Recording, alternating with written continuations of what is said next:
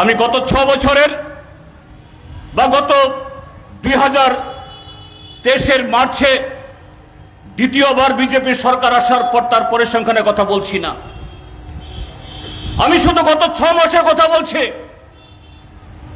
গত 6 মাসে এ রাজ্যে 50টির বেশি খুন হয়েছে। তার মানে হলো প্রায় প্রতি মাসে 8-9 জন করে সেখানে খুন হচ্ছে, এবং সেই খুনের একজন আসামি ধরা পড়ছে না। নামকে ওয়াস্তে কোনো আসামি ধরা পড়লেও তাদেরকে 2 দিন বাদে লঘু ধারায় এদেরকে গ্রেফতার করে তাদেরকে ছেড়ে দেওয়া হয়। একই ধরনের গত 6 মাসে আমাদের রাজ্যে 1300টির বেশি ঘটনা ঘটেছে নারী এবং শিশুদের উপর অপরাধ। সেখানে রেপ, গ্যাং রেপ, তারপরে তার মৃত্যু, অপহরণ, আরো নানা ধরনের ঘটনা। এবং যখনই কি হত্যা, কি ধর্ষণ, কি অপহরণ বা ডাকাতি যেখানে ঘটনা ঘটছে, নামগুলো বেশি আসছে শাসক দলের দেবতুল্য কার্যকর্তারা। আর যে মাত্র সেই দেবতুল্য কার্যকর্তাদের নাম কোন এফআইআর এর রিপোর্ট হয়, পুলিশের তদন্তে প্রকাশ পায়, পুলিশ আর 1 কদম এগোতে পারে না, তাদেরকে এগোতে দেওয়া হয় না। অপরাধের বিরুদ্ধে কোনো ব্যবস্থা সেখানে গ্রহণ করতে পারে না। কিন্তু বন্ধুরা, আজকে সারা দেশের তুলনায় যদি আজকে দেখা যায়, আইন শৃঙ্খলা রক্ষা করার জন্য, মানুষের জীবন মাল রক্ষা করার জন্য আরক্ষা প্রশাসন দরকার, পুলিশের নতুন ট্রেনিং দরকার।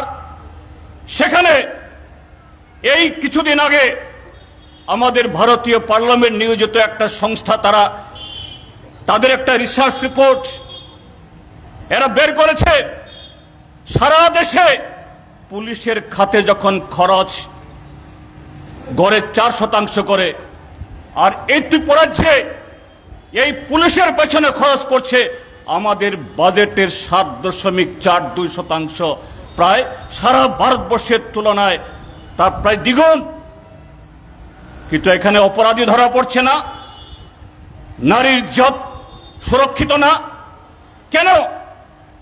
কারণ এই সরকার জনজীবনে ক্ষমতায় টিকে থাকার জন্য, ক্ষমতা দখল করার জন্য, এটা লোকসভা হোক, এটা বিধানসভা বা সদ্য যে হয়ে গেল পঞ্চায়েত, সেখানে যেরকম ভাবে অপরাধীদের উপর ভর করে বিরোধী দলের প্রার্থীদেরকে নমিনেশন পেপার জমা দিতে না দিয়ে, তারপরও যেখানে নির্বাচন হয়েছে, ভোট হয়েছে, সেখানেও যখন হাঁটতে যাচ্ছে, গণনা কেন্দ্র সবটাই দখল করে নিয়ে তারা এই ত্রিপুরাজ্যের ক্ষমতা তারা ভোগ করছেন।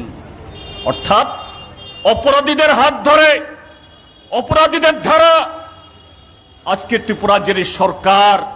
কাজে সেই জায়গায় এই অপরাধীদেরকে ধরার জন্য তাদের কোনো সেখানে উদ্যোগ নেই। কাজে বন্ধুরা, এখানে শুধু আইন শৃঙ্খলা, মানুষের নিরাপত্তা সেটাই বিঘ্নিত হচ্ছে তা নয়। আজকে অর্থনৈতিক ক্ষেত্র দেখুন, কি কর্মসংস্থান, গ্রামীণ বা শহরের যারা নিত্যদিন যাদের কাজ দরকার, বা আমাদের দেশের শিক্ষিত অর্ধশিক্ষিত বেকার যুবক, তাদের জন্য যে জীবন জীবিকার ব্যবস্থা করা দরকার, আমরা তো বলি না। ত্রিপুরাজ্যের 100% বেকার যুবকদেরকে সরকারি চাকরি দিতে হবে। এ রাজ্যের কোন অংশ মানুষ দাবি করে না 365 দিন গ্রামীণ গরিব মানুষ, শহরের গরিব মানুষ, তাদের রেগাতে বা টুয়েপে কাজ দিতে হবে। এ রাজ্যের গণতান্ত্রিক সংগঠনগুলোর থেকে, আমাদের পার্টির তরফ থেকে আমরা দাবি জানাচ্ছি, রেগাতে 200 দিন কাজ চাই। 600 টাকা মজুরি চাই। আমরা দাবি জানাচ্ছি আমাদের রাজ্যের শিক্ষিত অর্ধশিক্ষিত বেকার যুবকদের এ রাজ্যের বিভিন্ন দপ্তরগুলোতে এবং রাজ্যের অধীনে বিভিন্ন সংস্থাগুলোতে যে শূন্য পদ পড়ে আছে গত 6 বছর ধরে, যে শূন্য পদে ললিপপ দেখিয়ে 2018 ইংরেজিতে বিজেপি সরকার এখানে এসছে, মিস কলে চাকরি দেওয়ার নাম করে 7.5 লক্ষ চাকরি দেওয়ার নাম করে আজকে কোথায় কোথায় সেই চাকরি? ছিটে ফোটা যে কিছু চাকরি হচ্ছে জেআরবিটি বা টেট এসব জায়গাতে, ওই পশ্চিমবাংলা, বিহার, আসাম, এমনকি তার বাইরে অন্য রাজ্য থেকেও এখানে সরকারি চাকরি নিয়ে নিচ্ছে। ত্রিপুরাজ্যে অন্য রাজ্যের কোনো ছেলে মেয়ে, অন্য রাজ্যের শ্রমিক আসতে পারবে না, আমরা কথা বলছি না। কিন্তু আমাদের দেশের সরকারের নিয়ম, রাজ্য সরকারের group B, group C, group D এই সমস্ত কর্মচাকরিতে সেই রাজ্যের যদি স্থায়ী বাসিন্দা না হয় তারা পেতে পারে না, কোনো রাজ্যে হয় না, কেন্দ্রীয় সরকারের দপ্তরগুলো ব্যতীত। কিন্তু আজকে ত্রিপুরা রাজ্যের মধ্যে স্থায়ী চাকরি যেমন চলে যাচ্ছে, আর সমস্ত স্থায়ী চাকরিগুলোকে আউটসোর্সিং। আউটসোর্সিং মানে কি? কন্ট্রাক্টরের মাধ্যমে যে শ্রম বা যে কাজ, ধরুন মাসে 1000 টাকা ন্যূনতম বেতন দেওয়া দরকার, 5000 টাকা বেতন দেওয়া দরকার, কন্ট্রাক্টরকে দিয়ে সেই কাজ তার 1/3 বা আরো কম দিয়ে, কোনো ধরনের সুযোগ সুবিধা বাদ দিয়ে আমাদের রাজ্যের বেকার যুবকদেরকে বঞ্চিত করা হচ্ছে। তাদের অধিকার থেকে তাদেরকে নানাভাবে ঠকানো হচ্ছে। এদের ছুটি নেই, এদের পেনশন নেই, এদের গ্র্যাচুইটি নেই। এতে শুধুমাত্র বেকার যুবকরা বঞ্চিত হচ্ছে তা না, আমাদের রাজ্যের বিভিন্ন জরুরি জনসেবার যে দপ্তরগুলো, শিক্ষা বলুন, স্বাস্থ্য বলুন, কৃষি বলুন বা অন্যান্য সমস্ত, এমনকি বিদ্যুৎ, সেখানেও হাজার হাজার শূন্য পদ। তাই শিক্ষা মুখ থুবড়ে পড়ে গেছে, স্বাস্থ্য মুখ থুবড়ে পড়ে আছে, কৃষি মুখ থুবড়ে পড়ে আছে। রেগা বামপন্থী ফ্রন্ট সরকার থাকার সময়তে সারা দেশের মধ্যে ত্রিপুরা যে চ্যাম্পিয়ন হতো, শুধু 100 দিনের কাজের গ্যারান্টির মধ্য দিয়ে কাজে না, সেই কাজের মধ্য দিয়ে সম্পদ তৈরি হতো। সেই রেগার মাধ্যমেই এবং আরো অন্যান্য দপ্তরের তার সহযোগিতায় এখানে যে সম্পদ তৈরি হয়েছে, এই ত্রিপুরাজ্য প্রায় খাদ্যশস্য উৎপাদনে, সবজি উৎপাদনে, মাছ উৎপাদনে এবং আরো আমাদের রাজ্যে জরুরি অনেক কিছুতে স্বয়ং সম্পূর্ণ সেখানে হয়েছে। মানুষ তাদের আয় বেড়েছে। এইভাবে এই ত্রিপুরাজ্য আমাদের দেশের রাজধানী থেকে বহু দূরে হলেও এই স্থলবেষ্টিত কেন্দ্র সরকার দ্বারা বিমাতৃসুলভভাবে যে রাজ্যটাকে প্রায় কয়েক দশক ধরে বঞ্চিত করে রেখেছে, এই ত্রিপুরাজ্য উন্নতির যে নিরিখে এ দেশের আরো এগিয়ে চলা রাজ্যের পরে পাশাপাশি এখানে গেছে। কিন্তু আজকে কোথায় ডাবল ইঞ্জিনের, ট্রিপল ইঞ্জিনের সরকার? কোথায় তাদের প্রতিশ্রুতি? গেল কদিন, গত জুলাই মাসে ভয়াবহ বন্যা হয়ে গেল। আমরা বলেছে এই সরকারের নীতির বিরুদ্ধে আমাদের বিরোধিতা থাকলেও, কিন্তু বন্যা ত্রাণে বিধ্বস্ত পরিবারগুলোর পাশে দাঁড়ানোর জন্য আমরা দুহাত বাড়িয়ে রাজ্য সরকারের পাশে আমরা আছি। সরকারকে যেমন আমরা গঠনমূলক সহযোগিতা করব, ঠিক তেমনি আমরা নিজেরাও নানাভাবে সহযোগিতা করব। রাজ্যের মাননীয় মুখ্যমন্ত্রী আমাদের রেখেছেন, আমরা গেছি, আমরা বলেছি সমস্ত ধরনের সহযোগিতা আমরা করব, এবং শুধু সহযোগিতা করব মৌখিক আশ্বাস নয়, আমরা সেই জায়গাতে সুচিন্তিতভাবে এরকম একটা পরিস্থিতিতে রাজ্য সরকার একা করতে পারবেন আমরাও জানি। ভারতবর্ষের কোন রাজ্যের পক্ষে এরকম দুর্যোগ সামলানো সম্ভব না। সেক্ষেত্রে কেন্দ্রকে এগিয়ে আসতে হবে, কারণ কেন্দ্রীয় সরকার রাজ্যগুলো থেকে তোলা সমস্ত ট্যাক্স তুলে নিয়ে যায়, সেই ট্যাক্সের অংশ দিতে হবে এবং তার জন্য এই রাজ্যকে জাতীয় দুর্যোগ, এই বন্যাকে জাতীয় দুর্যোগ হিসেবে ঘোষণা করতে হবে, যাতে আমাদের কৃষি আবার পুনরুদ্ধার করা যায়, গৃহহীনদের ঘর দেওয়া যায়, যাদের জীবন জীবিকা চলে গেছে তাদেরকে দাঁড় করানো যায়।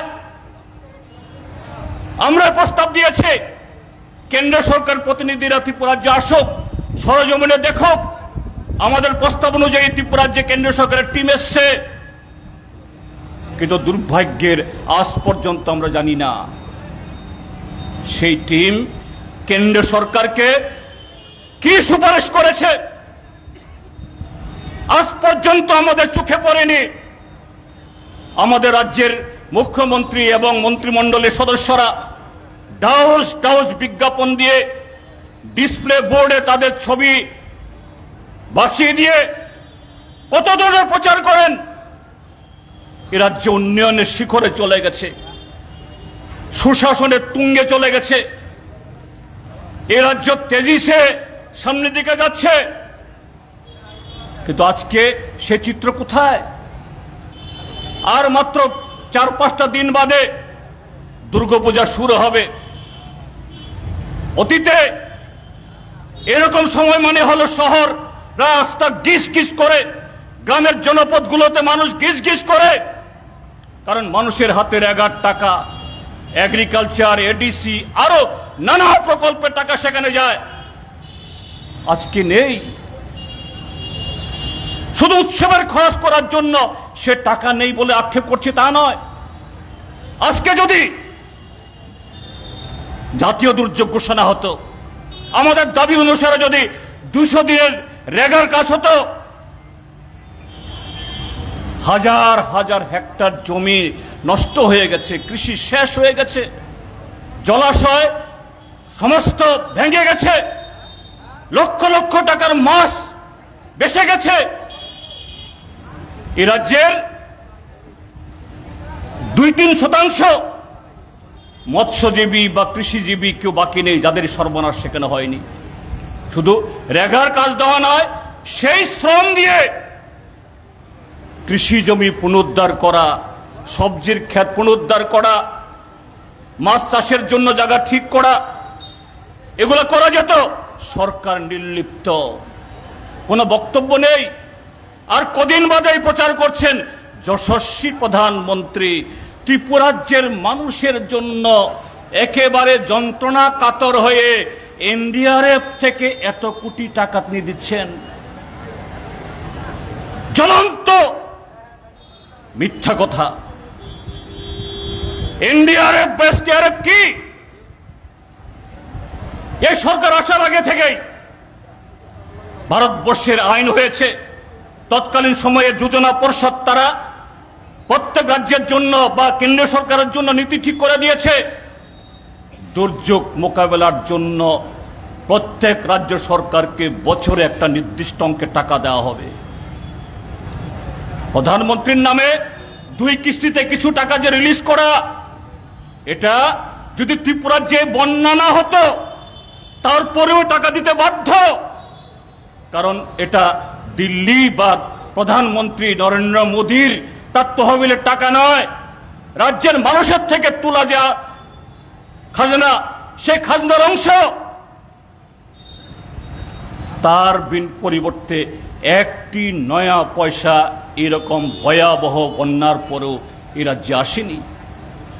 কি ধরনের নিষ্ঠুরতা হতে পারে, কি ধরনের অন্যায় হতে পারে ত্রিপুরাজ্য মানুষের সাথে? একটিবারের জন্য ত্রিপুরাজ্যে এসে দেখতে পারেননি। তিনি সপ্তাহে প্রায় 1 দিন চলে যান গুজরাটে, উত্তরপ্রদেশে। আর ত্রিপুরাজ্যে 40 লক্ষ জনসংখ্যার মধ্যে প্রায় 20 লক্ষ জনসংখ্যা এখানে এই বন্যায় ক্ষতিগ্রস্ত হলো। তাদের দেখা নেই। বন্ধুরা, এখানেই শুধুমাত্র তাদের জনবিরোধী কার্যকলাপ না, আজকে এই রাজ্য এরা বলছেন 1 নম্বর সুশাসন, 2 নম্বর সুশাসন, কদিন পরে বলবেন 3 নম্বর সুশাসন। কি সুশাসন? কি সুশাসন? আজকে দেখুন, প্রতিটা পত্রিকা খুলুন,